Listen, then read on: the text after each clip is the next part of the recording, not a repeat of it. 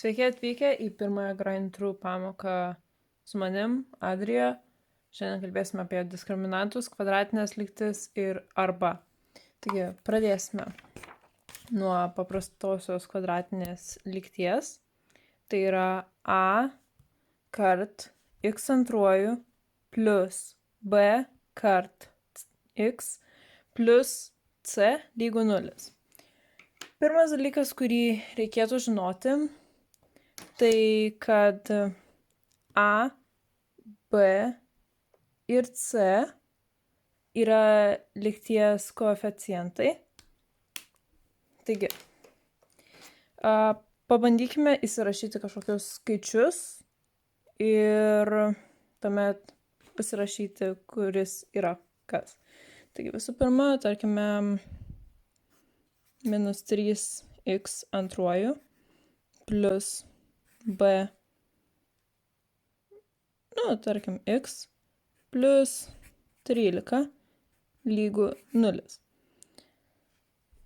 Kadangi dabar įsirašiau raidę, tai nekreipkite dėmesio, galime ją palikti, kadangi šios lygties nereikės spręsti. Jeigu pamatysite tokį uždavinį ir jūsų klaus, kokie yra šios užduoties koeficientai, galite iš karto rašyti, kad a lygu minus 3, b lygu b ir c lygu 13. Kitas atvejis, kaip galima rašyti, tai būtų, tarkime, jeigu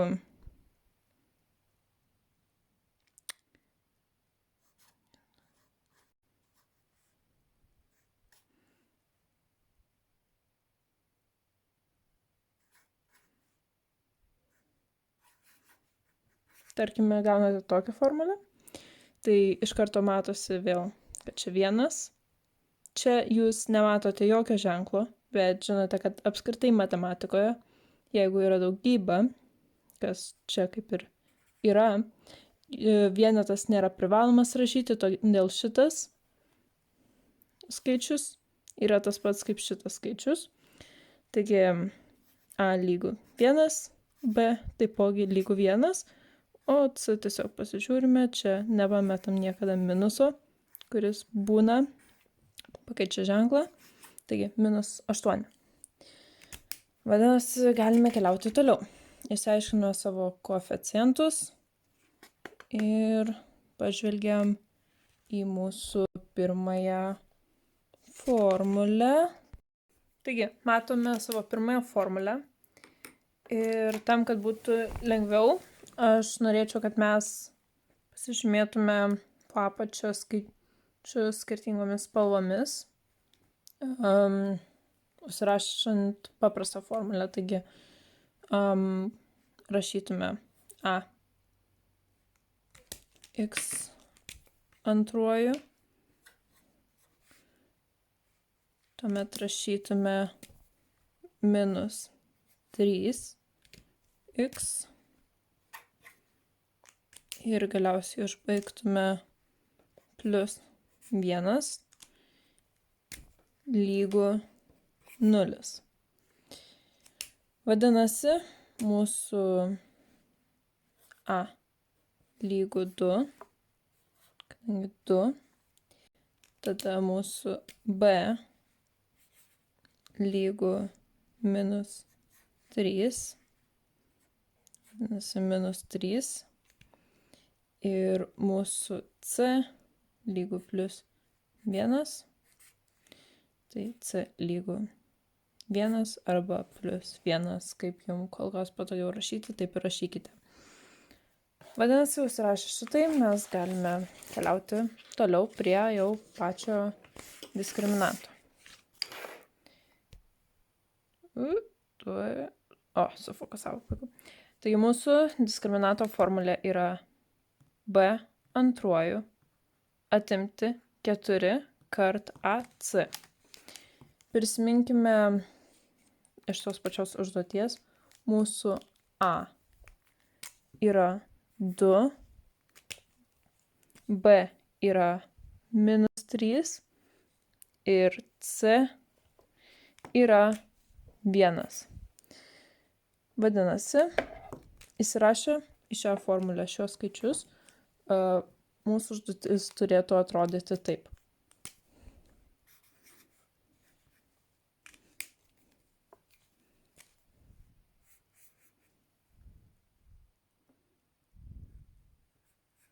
Kadangi čia matome minusą ir apskritai, netgi jeigu ir nematome minuso, visada labai siūlau apsiskliausti savo keliamąjį skaičių antruoju ir tuomet tęsti užduotį.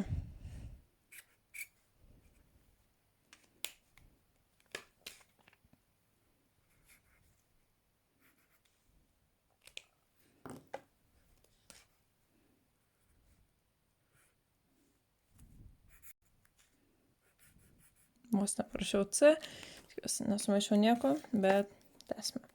Taigi matome, kad -3 yra pakeltas antruoju ir matome, kad 4 turi būti dauginamas su 2, turi būti dauginamas su 1, kad gautume savo diskriminanto reikšmę.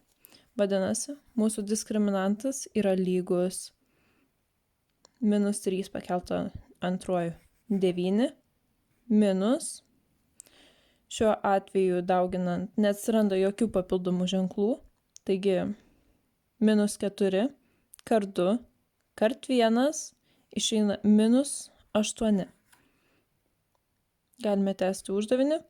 9 minus 8 išeina 1. Mūsų diskriminantas yra lygus 1. Norint spręsti lygtį ir sužinoti jos sprendinius, mes turime sužinoti, kam yra lygus tie sprendiniai. Tai mūsų sprendiniai šiuo atveju būtų x1 arba x2. Abu du jie. Taigi,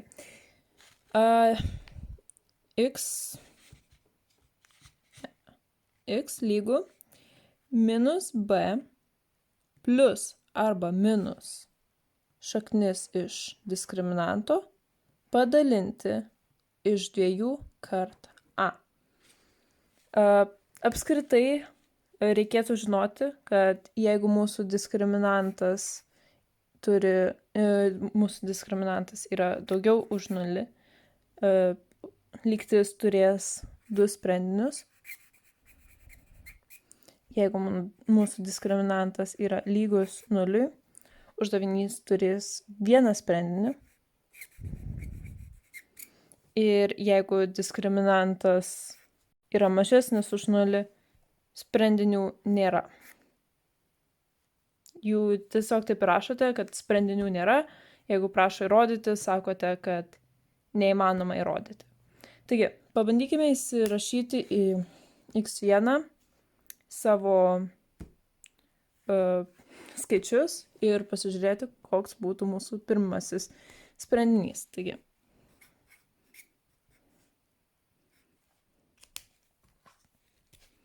vėl siūlau apsiskliausti. Iš praeitos užduoties prisimename, kad mūsų diskriminantas yra lygu 1.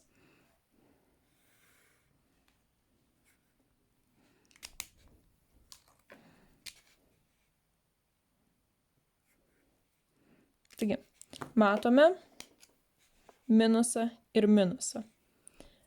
Kadangi čia yra daugybė, kitaip galima užsirašyti, taip rodysiu kaip, galima užsirašyti, kad minus 1, kadangi, kaip jau ir minėjau, matematikoje vienetas dažniausiai nėra rašomas, lygu minus 3.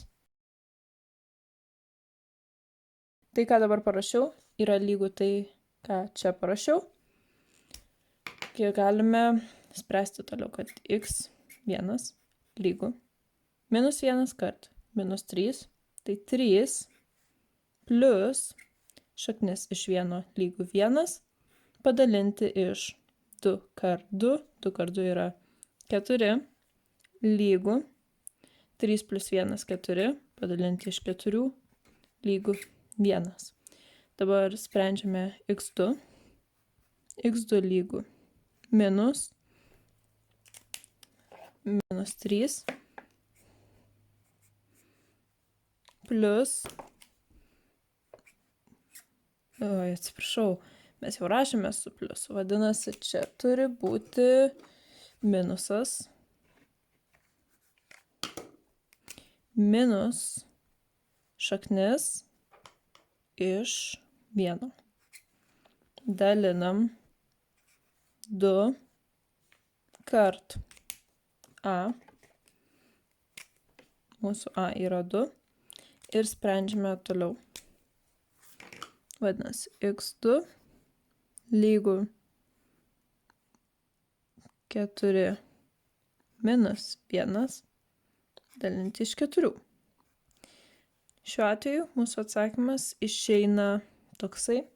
Jeigu norime, galime jį taip ir palikti arba perrašyti dešimtainę trupmeną. Ir atsakymę rašytume, kad a tas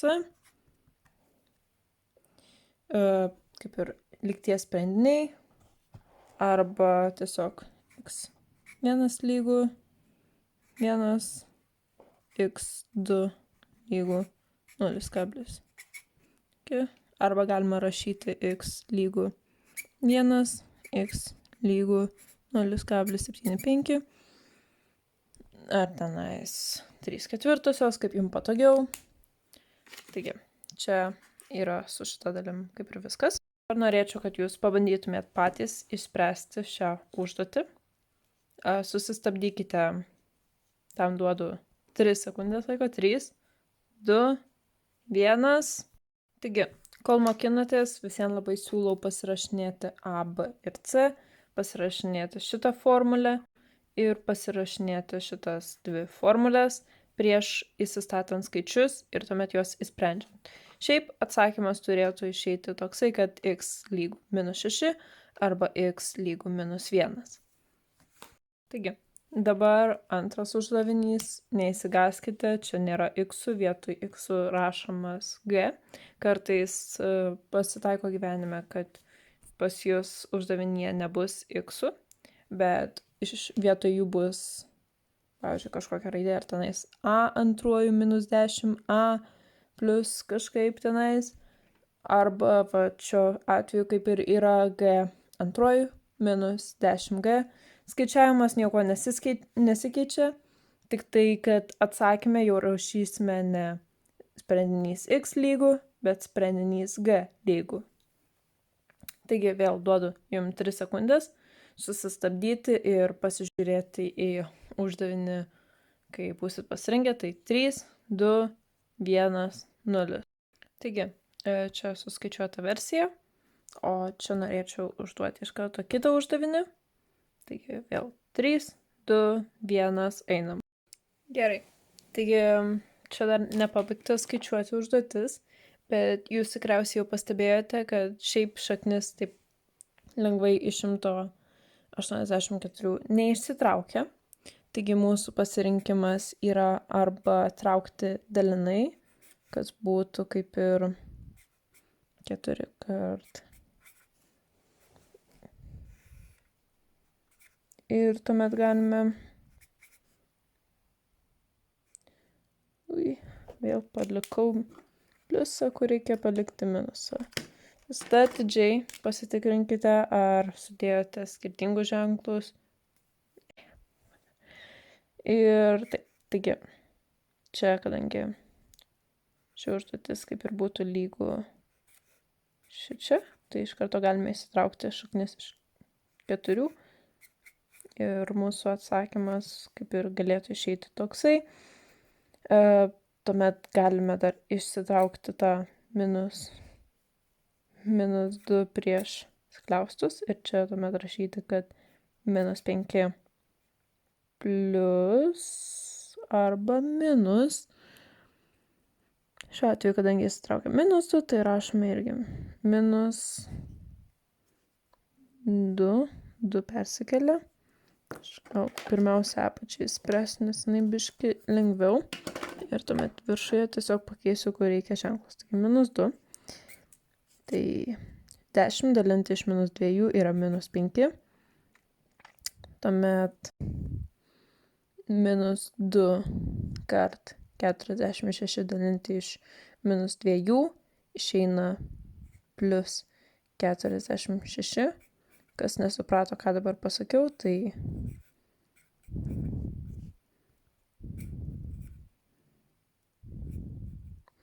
arba kitaip dar šitai būtų galima pasirašyti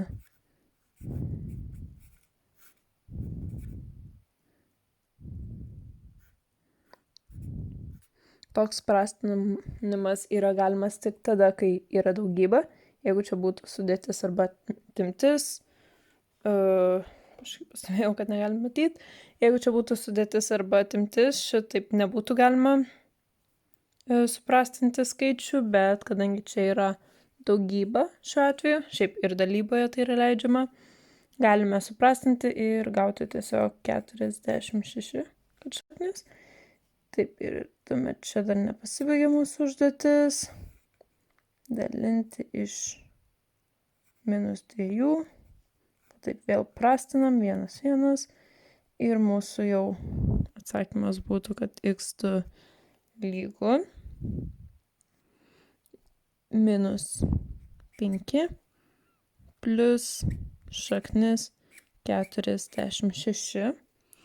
O viršuje tai plus 2 dalinti iš minus 2, tai išeina minus 46. Irgi sudarom minus 2, čia suprastinam, tikiuosi jums ne per daug čia suspausta, biškai bandysiu atskirti. Taip, taigi x1 mūsų išeina minus 5 minus šaknis 46. Dažniausiai jūs galite sustoti čia neištraukdami šaknies, bet kai kartais būna pasirinkimas, pasirinkite vieną iš atsakymų, gali būti pateikta tokia forma, taigi žinokite, kad šaknį galima išsiskaidyti ir tuomet ją išsitraukti. Taigi atsakymas būtų x lygu minus 5 minus šaknis 46 arba x lygu minus 5 plus šaknis 46. Taip. Ir tuomet keliaujam prie kitos užduoties. Taigi, kitoje užduotyje mums reikia surasti, kiek realių sprendinių turi šita užduotis. Y2 lygu 49. Iš karto galime labai tiesiog paprastai ištraukti šaknį. Traukiant šaknį mes gauname, kad surašysime. Taip. Traukiant šaknį y lygu. Čia dabar labai yra svarbi dalis, kai ištraukiam šaknį, rašome plus minus, nes atsakymas gali būti plus arba minus, ypač kai antroji. Tiesiog kai lyginiai skaičiai gali būti plus arba minus. 7. Jeigu jums taip per sunku, tai tiesiog ignoruokite šitą dvetą ir žinokite, kad šitoje kvadratinėje lygtyje, traukiant šaknį, reikia žinoti, kad atsakymas gali būti 1 lygu 7 arba y2 lygu minus 7. Čia vėl ateina arba tolimesnė mūsų kalba, bet šiuo metu ją paliekame. Taigi pasižiūrime į savo gautus atsakymus 7 ir minus 7. Jie abudu yra realūs skaičiai. Praktiškai visi skaičiai yra realūs, išskyrus tie, kurių mes negalime taip paprastai užrašyti, pavyzdžiui, pi ir tiesiog kaip ir į pi panašus skaičiai. Taigi, sekanti užduotis, tai tiesiog norėčiau, kad įspręstumėt šitą lygtį. Ir jeigu jums neišeina, tai sprendžiame kartu. Pirmiausia, atsiskleidžiam x plus 2 pakelt antruoju. Čia taikome greitojo dauginimo formulę. Tai būtų 2 kart x kart 2 plus 2 antroji plus 5 lygu x antroji minus 2. Dabar galime tiesiog pasikelti savo laipsnius ir susidauginti. Tai šiuo atveju būtų x antroji plus 4x plus 4 plus 5 lygu x antroji minus 2. Dabar persikeliam visus skaičius į vieną pusę. Tai x antroji plus 4x plus 4 plus 5 minus, kadangi mes perkeliam skaičių šitą pusę, x antroji, čia vėl tas pats keičiamas ženklas, jeigu yra minusas, tai patampa pliusu ir paliekame viską, kas liko toje pusėje čia. Kitaip pasakius, mes tiesiog kaip ir atėmėm iš abiejų pusių šitokį dalyką. Šitoje pusėje neliko šito dalyko, jisai buvo atimtas, patapo 0, o čia buvo perkeltas savo naująją formą. Dabar galime pasižymėti savo skaičius ir juos susigrupuoti, taip pasakius. Tai jeigu mes žinome, kad čia x antroji, tai mes pasižiūrime, kur yra antroji mūsų uždaviniai. Čia ir čia, gerai. Tai x minus x antrojų atimti x antrojų išeina 0. Tada mes pasižymėme kitą dalį. Galima skirtingai žymėtis, pavyzdžiui, vienur rutuliukais, kitur x'ais. Kaip aš dabar darau, tai gerai. Tai 0. Daugiau čia paprastų x'ukų nebematome. Vadinasi 4x. Ir tuomet mes sakau, kaip norime pasižymėti. Plus 9. Plus 2. Tai būtų plus 11. Lygu 0. Kadangi matome, kad mums nereikės šios sunkiosios formulės, nereikės skaičiuoti diskriminanto, mes galime tiesiog persirašyti ir persikelti šitą 11 į kitą pusę arba įvykdyti šitą minusavimo užduotį. Ja šone parašysiu tiem, kurie nelabai supranta, apie ką aš kalbu. Minus 11 lygu 0 minus 11. Tai va čia taip pasidarius, čia išeina 0, o iš 0 atėmus 11 patampa 11. Taigi, dabar 4x minus 11 mes daliname iš 4.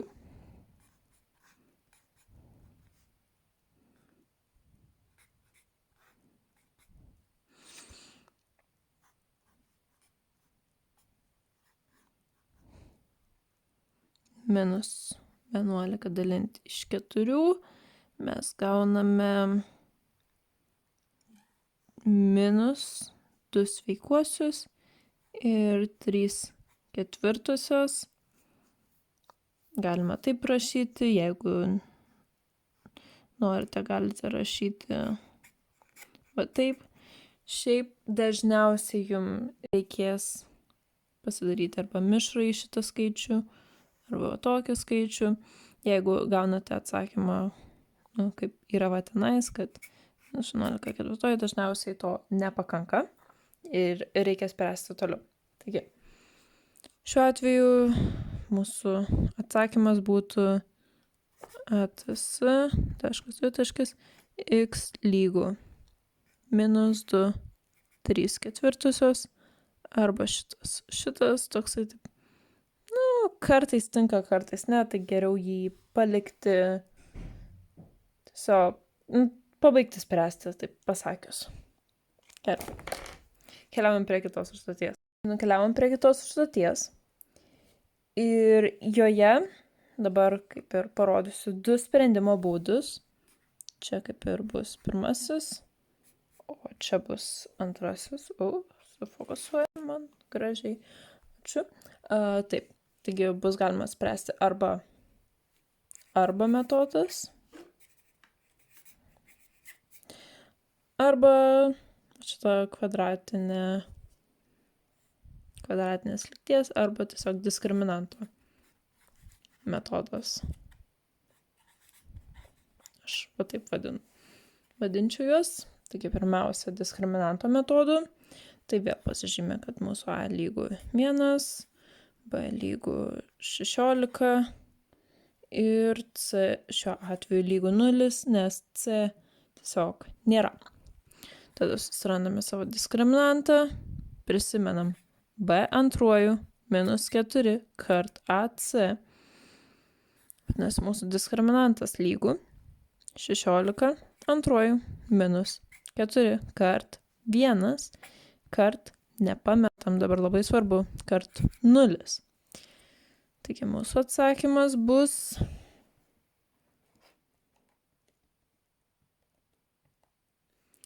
2, 5, 6. Čia yra mūsų atsakymas. Taigi, išsprendus šiuo būdu, mes sužinome, kad mūsų x1 ir x2 išeina dabar, taip, tuoj pasižiūrėsime.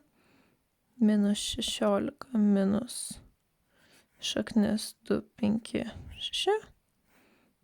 2 kart 1 arba minus 16 plus 1, 2, 5, 6 padalinti iš 2 kart 1.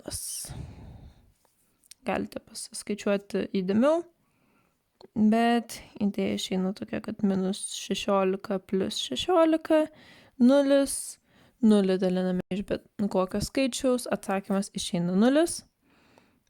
Arba taip pasakius, minus 16 minus 16, tai minus 32 ir atsakymas mūsų išeina minus 16.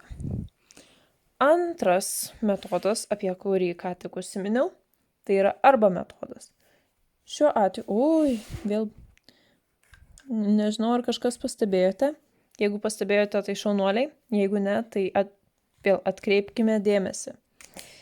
Mūsų lygtyje yra ne x-ai, o z raidės. Z raidės.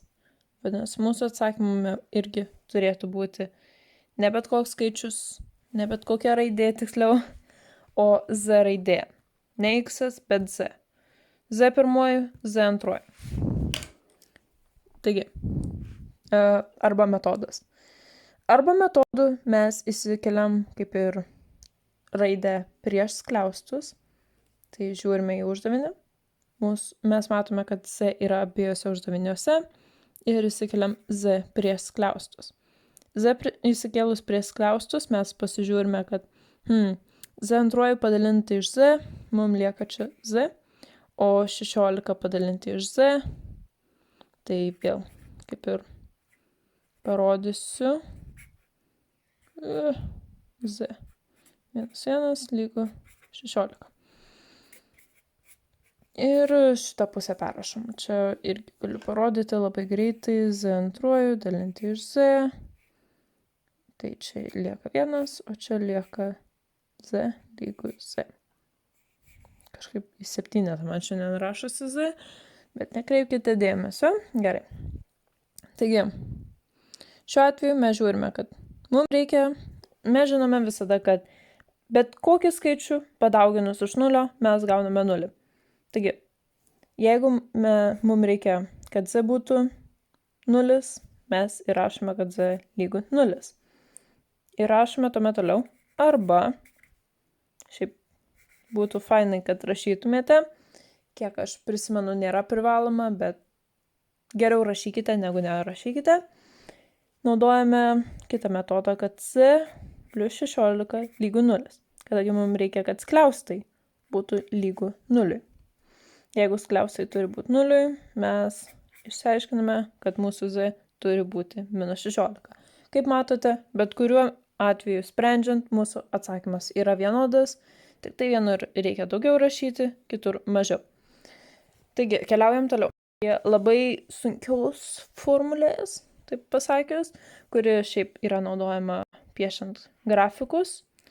Taigi a x antruoju plus bx plus c lygu a. Pradedam skliaustus x minus mūsų pirmasis atsakymas x1. Pabaigiam skliaustus, pradedam kitus skliaustus, x minus mūsų x antruoju, ką aš čia sakau, x2 ir pabaigiam skliaustus. Taigi, kaip šitai veikia, tuoj paaiškinsiu. Taigi vis dėlto nelabai pasakysiu, kur naudojama, tik tai pasakysiu, kaip naudoti šitą formulę. Ir žinoti, jums reikėtų, kad ją reikėtų asocijuoti su šitu kaip ir parabolė. Kadangi aš pagrindę dirbu šiuo atveju su šitą formulę iš atminties, nes jau kurį laiką neteko jos matyti. Jinai labai retai kada pasirodo, bet reikėtų bent kartą į metus prasispręsti, tik tai dėl viso pikto. Jeigu greičiau pamirštate, tai dažniau atsiversti kažką ir pasispręsti šitą formulę. Gerai, taigi, spręskite tiesiog šitą paprastai savo. Aš irgi toj parašysiu kaip ir šitus x1, x2 kam lygu diskriminantas, greit pasitikrinsit. Nepamirškite rašyti kaip ir pačių formulių, kad kam lygu diskriminantas raidėmis lygu b antruoju minus 4 kart ac. Šitą dalyką rašykite, bent jau kol mokinatės. Gerai, 3, 2, 1, eina. Taigi, čia yra mūsų diskriminantas x1, x2. Gali jūsų x1, x2 būti sukeisti vietomis, bet šiaip atsakymas tas pats. Taigi, turint šiuos skaičius, galime įsistatyti juos į šią formulę. Taigi, dar norėčiau tuomet nepamesti va šito a1. A1 mūsų. Tai ne a1, o tiesiog a.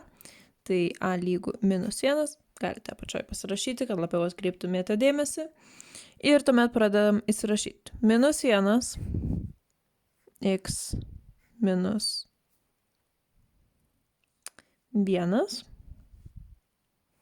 Kadangi čia yra x, galime kol kas apsiskliaudžiant, kol mokomės. Paskui galima atsiskliausti, svarbiausia atsakymė nieko blogai nepalikti. Toliau ten nelabai rūpi. Tai va.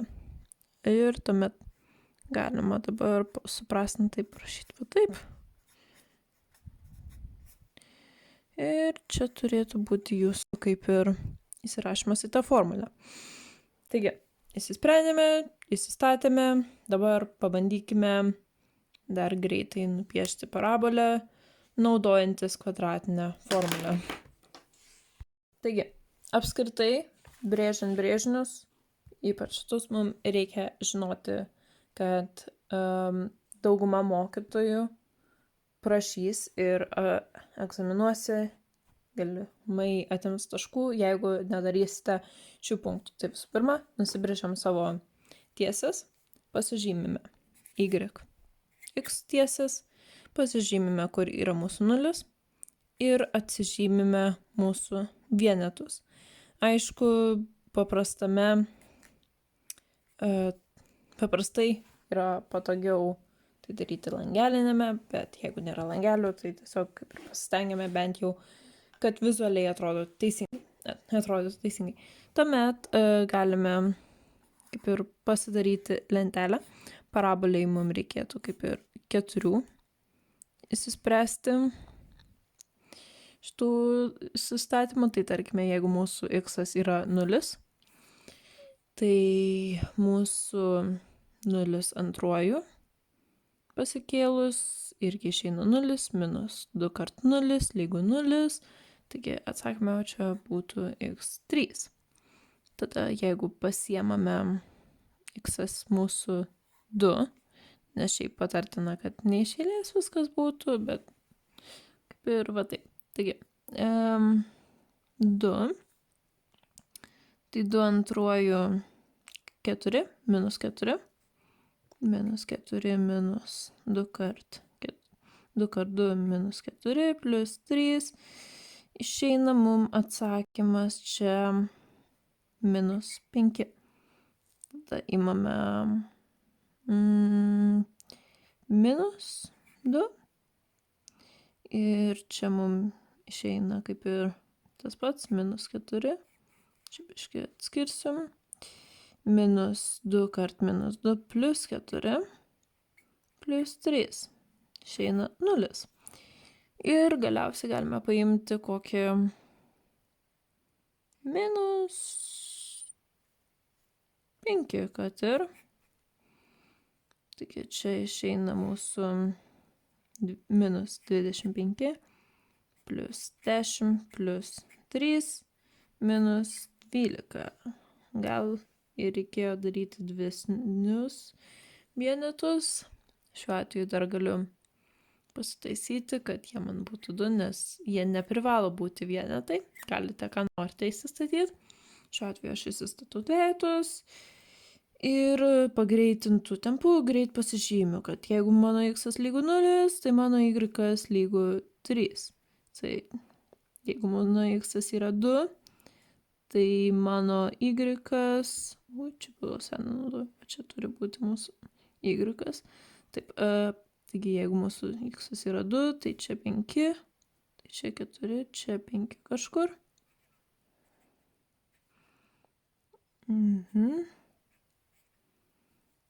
Tuomet jeigu mūsų yra minus 2, tai ir bus 0. Ir galiausiai minus 5. 4, 5 kažkur čia. Minus 5 galima pasižymėti savo. Ir imame iki minus 12. Tai 2, 4, 6, 8, 10. Ir aš nedasipešiau, bet kažkur čia 12 turėtų būti. Vadinasi, taip. Aha. 4, 6, 8, 10, 12. Taip. Nu, įdomiai. Tada galime mes šiaip ieškant viršūnės, kadangi jau žinome, kad čia yra parabolė, įsirašyti, kad mūsų xv lygu minus b dalinti iš 2a. Tai kitaip pasakius, minus 2 dalinti iš 2 kart minus 1 lygu 2 dalinti iš minus 2 lygu minus 1. Tai mes žinome, kad mūsų viršūnė kaip ir turėtų būti minus 1.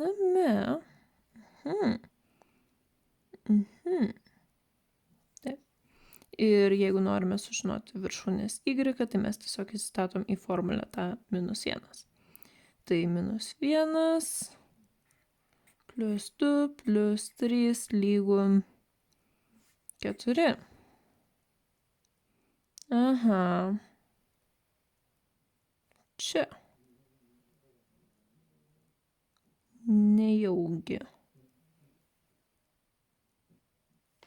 Nu, minus 1 ir 4. 2, 4. Atsiprašau, jeigu girdite keistus garsus, mano šuo tiesiog miega.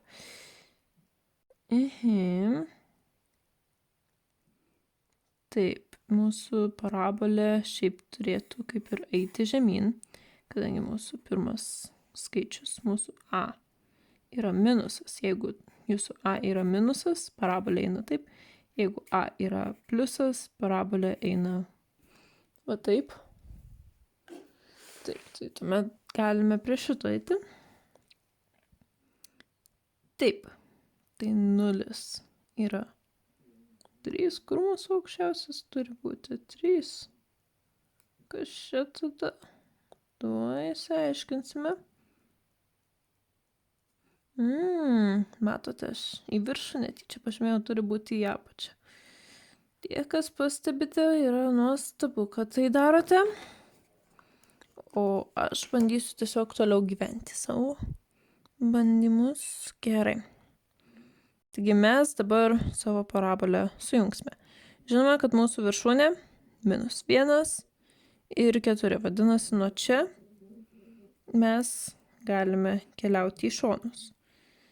Taigi -2 praeis pro -2 ir atsiprašau už blogus garsus, bet viskas kaip ir va taip turi keliauti.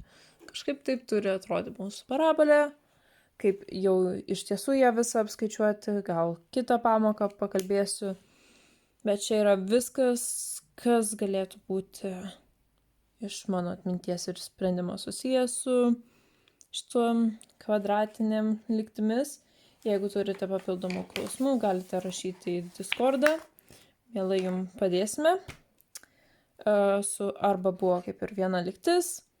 Jeigu norite daugiau, galite irgi rašyti. Mielai priimame klausimus. Nuoroda į Discordą bus komentaruose.